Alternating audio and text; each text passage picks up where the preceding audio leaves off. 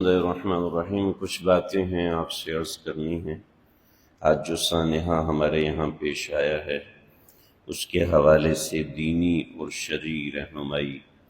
اس میں شرع نے ہمیں کیا سکھایا ہے اس کو ذرا سمجھ لیجیے۔ سب سے پہلے یہ دیکھ لیں کہ غلطی، حادثہ یہ دنیا میں ایسا نہیں ہے کہ پہلی مرتبہ کسی کے ساتھ پیش آیا ہو۔ نبی علیہ الصلوۃ والسلام کے زمانے میں بھی یہ واقعات پیش آئے اور آپ نے اس میں دینی اور شرعی رہنمائی کی۔ دوسری بات، اس قسم کے معاملات ہوں تو کسی دوسرے کو مورد الزام نہیں ٹھہرانا چاہیے۔ میرا اس فیلڈ سے تعلق ہے، ہمارے محلے کے ہی ایک صاحب نے ابھی رمضان میں مجھ سے پوچھا، میری والدہ کا یہ نام ہے، ان کی والدہ کا یہ نام ہے، وہ ایسی ایسی حرکتیں کر رہی ہیں، آپ دم کر کے دیکھو، ہمارے گھر سے تعویذ بھی نکلیں۔ میں نے کہا بھائی اگر یہ حرکتیں ہو رہی ہیں تو آپ کو سائیکٹرسٹ ڈاکٹر کی ضرورت ہے، کیونکہ اس معاملے میں مریض اتنی تکلیف میں ہوتا ہے کہ اس کے لیے اپنی جان قربان کرنا کوئی مسئلہ نہیں ہوتا،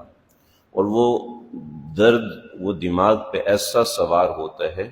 کہ انسان جو ہے وہ کچھ بھی کر گزرتا ہے، اس لمحے اس کو کچھ بھی یاد نہیں رہتا۔ تو اللہ سے پناہ مانگنی چاہیے، اللہ بس دماغ کی ہلکی سی ایک نس دبا دیتے ہیں اور بندہ ٹھیک ٹھاک کھاتا پیتا صحیح کما رہا ہوتا ہے، اور وہ ایسے ہو جاتے ہیں کہ اس کو سمجھانا ممکن نہیں رہتا، اس کو کسی کا نام بھی یاد نہیں رہتا، وہ اس کرب میں ہوتا ہے، اس تکلیف میں ہوتا ہے کہ وہ کسی کو بیان نہیں کر سکتا۔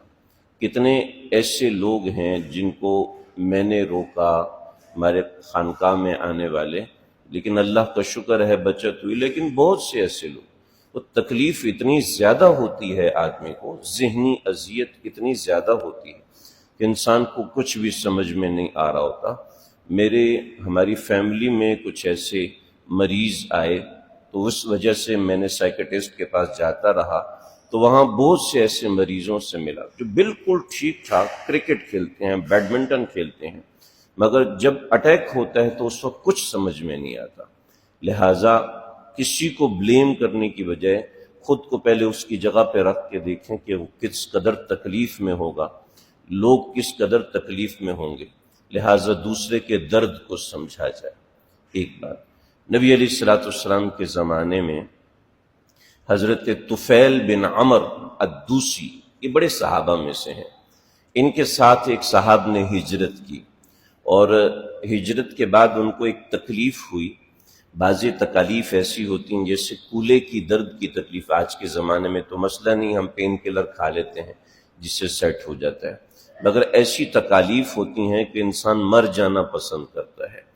تو انہوں نے اپنا ہاتھ کاٹ لیا۔ مشکات شریف حدیث نمبر 3456 مسلم شریف میں بھی روایت موجود ہے، حضرت جابر روایت کرتے ہیں، انہوں نے اپنا ہاتھ کاٹ لیا، اور وہ ہاتھ کٹ جائے، نس جب کٹ جاتی ہے تو پھر انسان بچ نہیں سکتا، اور وہ اسی حالت میں فوت ہو گئے۔ تو حضرت طفیل بن عمرو کے چونکہ دوست تھے تو انہوں نے خواب میں دیکھا، جب خواب میں دیکھا تو جنت میں گھوم رہے ہیں مگر ان کے ہاتھ پہ ایک پٹی بندھی ہوئی ہے، فغط یدہ، اپنے ہاتھ کو انہوں نے چھپایا ہوا تھا۔ تو حضرت طفیل بن عمرو نے پوچھا کہ کیا ہوا تمہارا؟ کہ اللہ نے ہجرت کی برکت سے مجھے بخش دیا، میری بخشش کر دی۔ کہا یہ تم نے ہاتھ پہ پٹی کیوں باندھی ہوئی ہے؟ تو آگے سے خاموش رہے، کوئی جواب نہیں دیا۔ اٹھے تو نبی علیہ الصلوۃ والسلام کی خدمت میں جا کے عرض کیا کہ میں نے یہ خواب دیکھا ہے، اور فلاں شخص، جب حدیث میں ایسا کوئی بات آتا ہے تو صحابہ کا نام نہیں آتا، تو فلاں کا یہ مسئلہ، مگر اس نے اپنے ہاتھ کو ڈھکا ہوا تھا۔ تو آپ صلی اللہ علیہ وسلم نے وہاں پر فرمایا کہ اللہ نے اس کو ہجرت کی برکت سے بخشش فرما دی۔ چنانچہ اگر کوئی شخص اس حالت میں دنیا سے جاتا ہے تو قطعاً یہ نہیں سوچنا چاہیے کہ اللہ اس کو بخشے گا نہیں۔ جمہور فقہا، امام احمد بن حنبل، امام شافعی، امام مالک، امام ابو حنیفہ، امام ابو یوسف، امام محمد، جو 16 مقتدر ائمہ ہیں ان سب کا متفق کا فیصلہ ہے کہ یہ اللہ رب العزت کی مشیت پہ مبنی ہے، وہ جس کو چاہے معاف کر دے، جس کو چاہے بخش دے، خاص اس مسئلے کے اندر۔ لہٰذا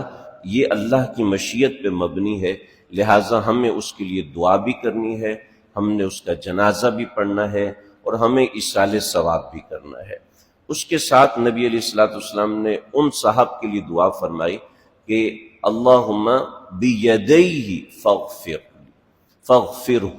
اللہم بیدیہ فاغفرہ، اے اللہ اس کے ہاتھوں کو بھی بخش دیجئے، یعنی جو اس کو جنت میں ہاتھ نہیں ملا چونکہ ہاتھ کٹ لیا تھا، تو اللہ اس کو اس حساب سے بھی بخشش فرما دے۔ جب نبی علیہ الصلوۃ والسلام اس کے لیے دعا کر سکتے ہیں تو ہمیں بھی یہ رعایت ملی اور ہمیں بھی حکم ملا ہے، حکم ملا ہے کہ ہم جانے والے کے لیے دعا کریں اور بخشش اور مغفرت کی دعا کریں، مگر اس کے ساتھ نبی علیہ الصلوۃ والسلام نے ایک دو چیزیں سکھائیں تاکہ معاشرتی اعتبار سے یہ چیز ایسی نہ ہو۔ چنانچہ ایک صاحب کو میدان جنگ میں شدید تکلیف ہوئی، بازو پہ زخم لگا،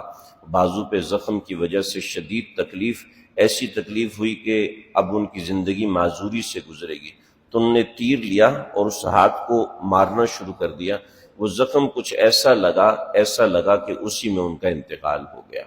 تو میدان جنگ میں تھے لیکن نبی علیہ الصلوۃ والسلام کے پاس جنازہ لائے گا تو آپ صلی اللہ علیہ وسلم نے فرمایا فَأَمَّا أَنَا فَلَا أُصَلِّي، کہ میں اس کی جنازہ نہیں پڑھوں گا لیکن تم لوگ اس کی جنازہ پڑھو۔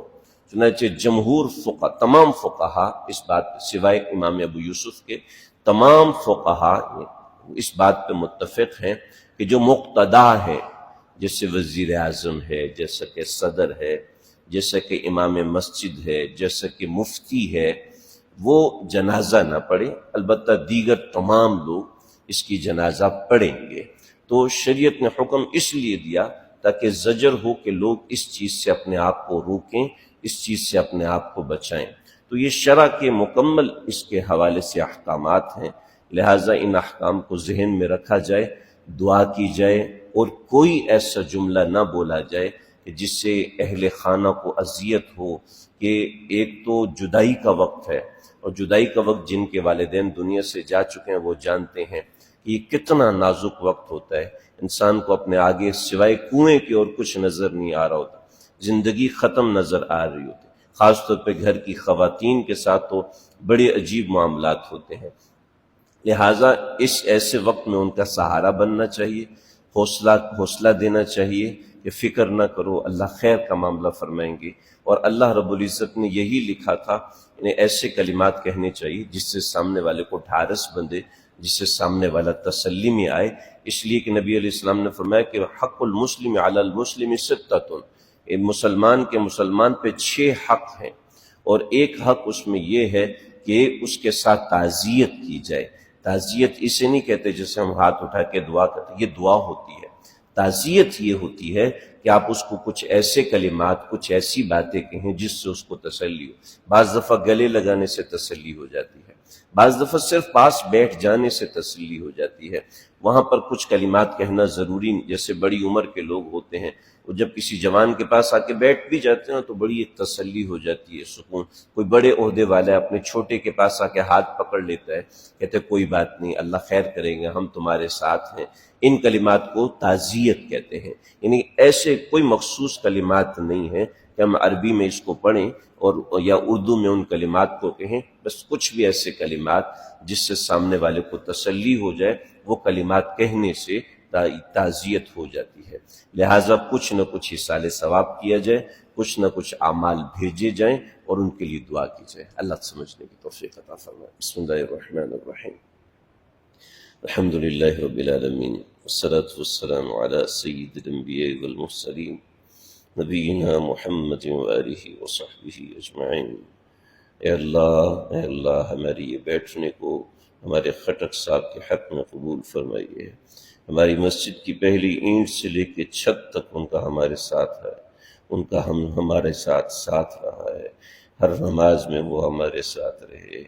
ہر موقع پر وہ یہاں موجود رہے۔ اے اللہ آج وہ تیرے پاس حاضر ہو چکے ہیں، ان کی مغفرت عظیم عطا فرما دیجیے۔ مغفرت عظیم عطا فرمائیے، جنت الفردوس میں اعلیٰ ترین مقام عطا فرمائیے، کہ لواحقین کو صبر جمیل عطا فرمائیے، ان کی قبر کو جنت کے باغوں میں سے باغ بنا دیجیے۔ کچھ لوگ ایسے ہیں کہ قبرستان میں آنے سے، ان کے قبرستان میں جانے سے مردوں کی بخشش کر دی جاتی ہے، ہمارے خٹک صاحب کو ایسا ہی بنا دیجیے۔ اے اللہ، غلطی، کوتاہی، کمی، گناہ کبیرہ صغیرہ ہم میں سے ہر کسی سے ہوتا ہے، اے اللہ ہم بھی معافی مانگتے ہیں، ہم اپنے بھائی کے لیے آپ سے معافی کی طلبگار ہیں، آپ کے سامنے ہاتھ اٹھائے بیٹھے ہیں، ہماری جھولیوں کو بھر دیجیے، یہ قبر کو جنت کے باغوں میں سے باغ بنا دیجیے گا، ہماری جو ان کے اوپر جنازے کے کلمات و تکبیرات ہوں گی ان کو ان کے حق میں اللہ قبول فرمائیے، اے اللہ ان کے گھر والوں کو صبر جمیل عطا فرمائیے، استقامت کا پہاڑ بنا دیجیے، صبر جمیل اپنے فضل خاص اور کرم خاص سے ان کو عطا فرمائیے، ہم سب کی دعائیں ان کے حق میں قبول فرمائیے، ان کی اولاد کو ان کے لیے صدقہ جاریہ بنا دیجیے۔ اللهم ربنا تقبل منا إنك أنت السميع العليم وتب علينا إنك أنت التواب الرحيم، وصلى الله تعالى على خير خلقه محمد وآله وسلم.